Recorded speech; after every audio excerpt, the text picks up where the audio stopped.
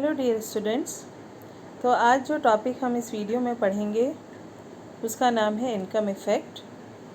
I hope my previous videos are helping you people significantly in understanding the various important topics of micro economics.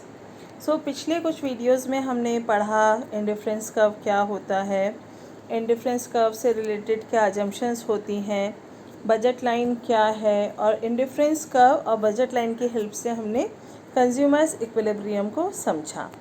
अब जो videos हैं, ये video और जो upcoming videos हैं, उनमें हम ये समझेंगे कि अगर कंज्यूमर की इनकम में चेंज होता है या जो गुड्स हैं उनकी प्राइसेस में चेंज होता है तो कंज्यूमर के इक्विलिब्रियम पे और वो जो गुड्स की क्वांटिटी वो जो परचेज़ कर रहा है उसमें क्या चेंज आता है। तो इसकी शुरुआत हम करेंगे इनकम इफ़ेक्ट से। सो एज़ वी नो कि जब कंज्यूमर की गिवन मैंने इनकम दी हुई है, given prices of two goods हैं और एक इंडिफरेंस मैप है, तो कंज्यूमर इंडिफरेंस मैप के किसी एक पॉइंट पे इक्विलिब्रियम में होता है और उसका इक्विलिब्रियम उस पॉइंट पे होता है जहाँ बजट लाइन इंडिफरेंस कर्व के टेंजेंट होती है। सो इनकम इफ़ेक्ट क्या होता है? Income effect shows the reaction of consumer in regard to his purchases of the goods when his money income changes, prices of goods and his tastes and preferences remaining unchanged. Income effect में हम क्या पढ़ेंगे कि अगर जो goods हैं उनकी prices में कोई चेंज नहीं है, कंज्यूमर के टेस्ट एंड प्रेफरेंसेस में कोई चेंज नहीं है, पर अगर उसकी मनी इनकम में चेंज आता है तो गुड्स की परचेजेस में क्या चेंज आएगा।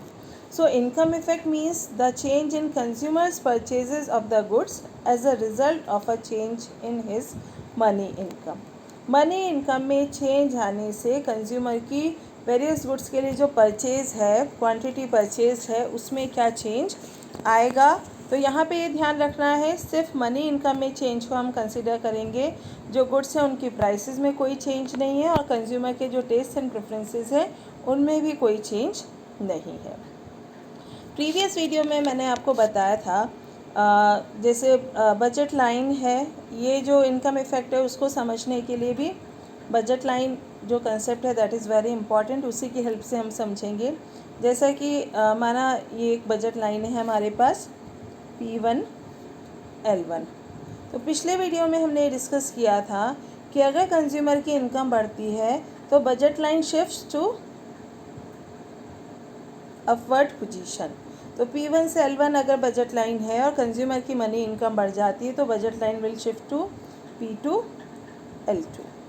कंज्यूमर की इनकम अगर और बढ़ती है तो budget line will shift to P3 L3।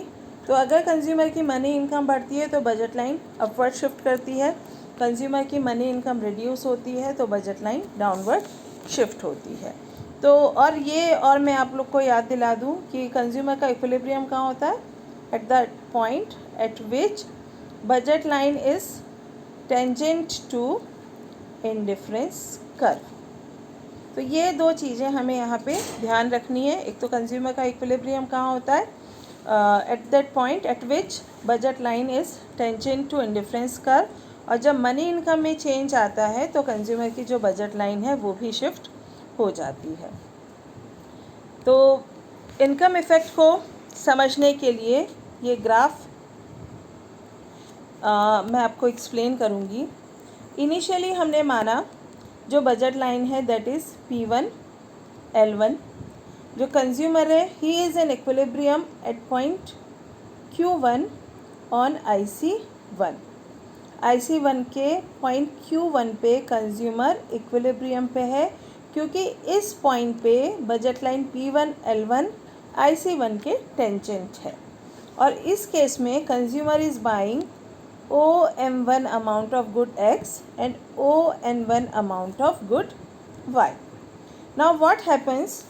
Consumers money income increases, goods prices of goods में कोई चेंज नहीं है और कंज्यूमर के टेस्ट एंड प्रेफरेंसेस में कोई चेंज नहीं है। तो जब कंज्यूमर की मनी इनकम इंक्रीज़ होती है तो बजट लाइन शिफ्ट होके हो जाती है हमारी P2 L2। बजट लाइन हो गई नाउ हमारी P2 L2। तो बजट लाइन जब हमारी अपवर्ड शिफ्ट हो गई है तो कंज्यूमर का जो इक्विलिब्रियम है वो भी शिफ्ट हो जाएगा. Now consumer is in equilibrium at point Q2 on indifference curve IC2, क्योंकि P2L2 जो हमारी बजट लाइन है that is tangent to IC2 at point Q2. तो now consumer is in equilibrium at Q2 and he is buying OM2 of good X and ON2 of good Y. Simple सी बात है कि जब consumer की money income बढ़ रही है तो कंज्यूमर हायर इंडिफरेंस कर्व पे शिफ्ट हो रहा है. Now he is in position to buy more of both the goods with his increased money income. तो पहले वो OM1 गुड एक्सा ख़रीद रहा था, अब OM2 ख़रीद रहा है, तो वो उसका जो गुड एक्सा परचेज़ है वो M1 M2 के बराबर बढ़ गया है और गुड वाई का परचेज़ उसका N1 N2 के बराबर बढ़ गया है. नाउ अगेन अगर हम ये तो इसका मतलब क्या है, IC2 पे वो पहले से बेटर ऑफ है और उसका जो सेटिस्फेक्शन है वो भी अब इंक्रीज़ हो गया है. अगर उसकी इनकम और बढ़ती है तो budget line shift to P3 L3 और जो कंज्यूमर है he is in equilibrium at Q3 on IC3 और इन he is having greater quantity of both the goods than point Q2 और इसके साथ ही उसका जो सेटिस्फेक्शन है वो भी बढ़ रहा है.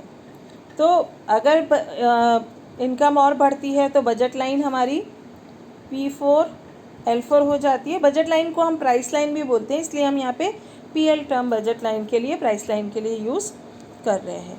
तो जो कंज्यूमर है वो Q4 पे इक्विलिब्रियम है इंडिफरेंस कर्व 4 पे और he is buying more of both the goods और इस केस में वो higher level of satisfaction enjoy कर रहा है.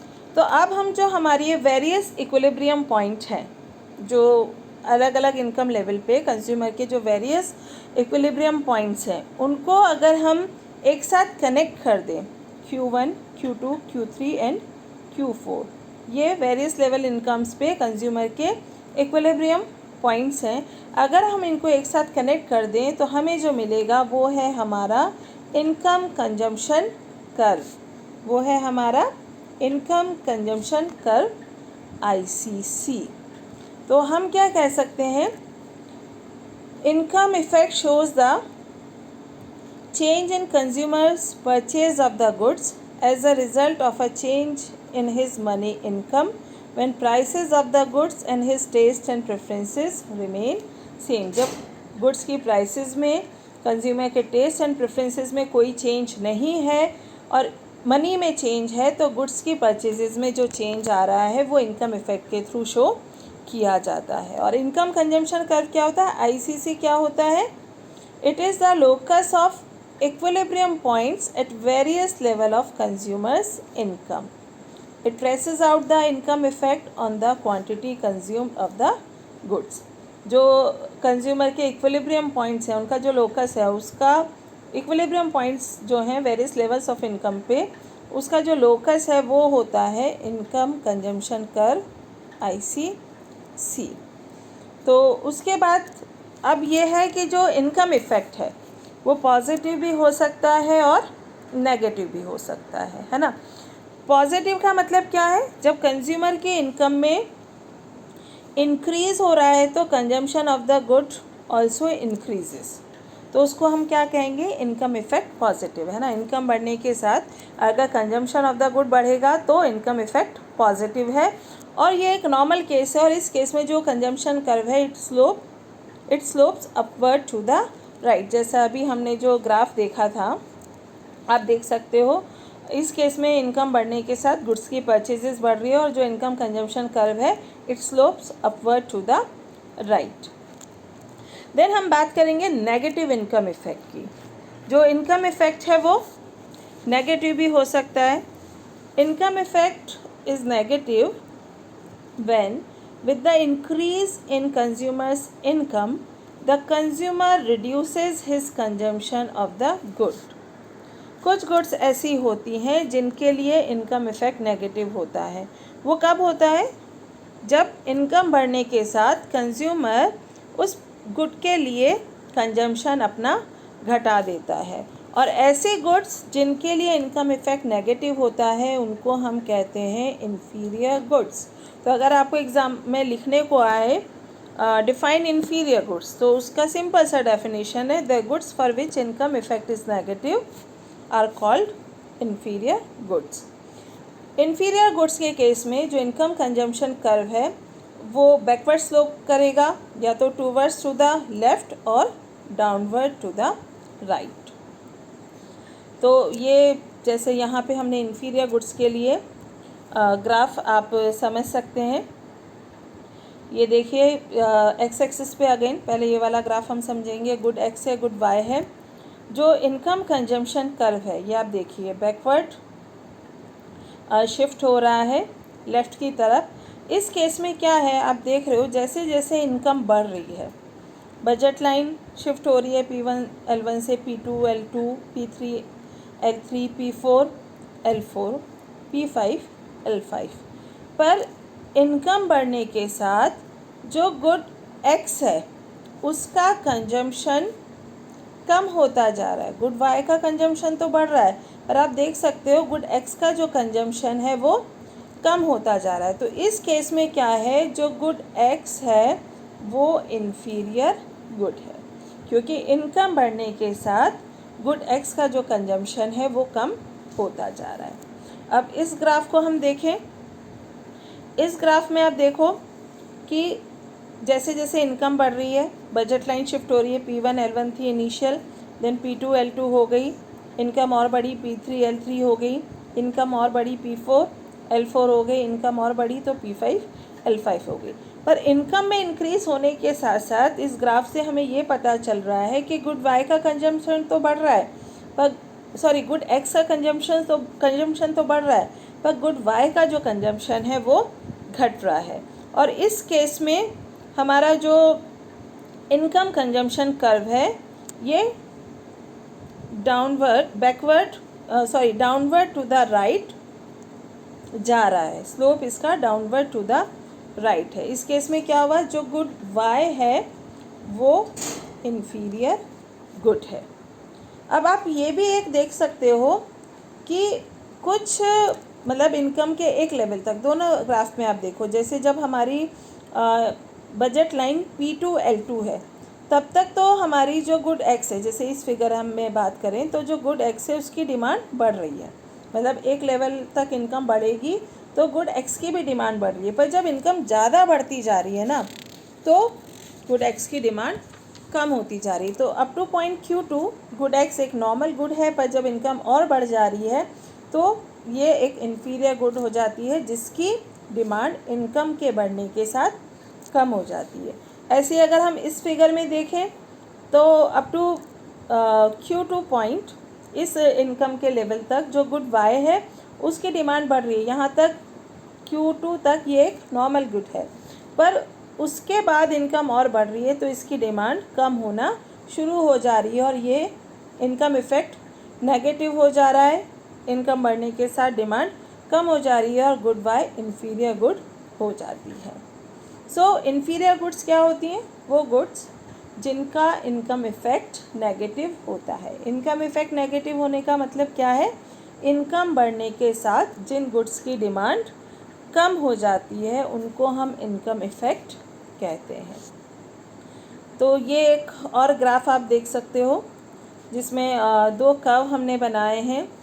पहला कर्व शो कर रहा है जो कि आप देख सकते हो कि ये डाउनवर्ड टू द राइट है एक्स एक्सिस की तरफ। इस केस में जो गुड एक्स है that is a normal good और गुड वाई जो है वो इन्फीरियर गुड है ना। और ये जो दूसरा कर्व है उसमें आप देख सकते हो जो वाई एक्सिस की तरफ अपवर्ड टू द लेफ़्ट जो कर्व हमारा जब बेंड हो रहा है स्लोप उसका उधर जा रहा है, तो उस केस में जो एक्स है that is a inferior good और वाई जो है वो नॉर्मल गुड है। नॉर्मल गुड का मतलब जिन गुड्स का इनकम इफ़ेक्ट पॉजिटिव होता है, जैसे जैसे इनकम बढ़ती है वैसे वैसे उनकी डिमांड बढ़ती है।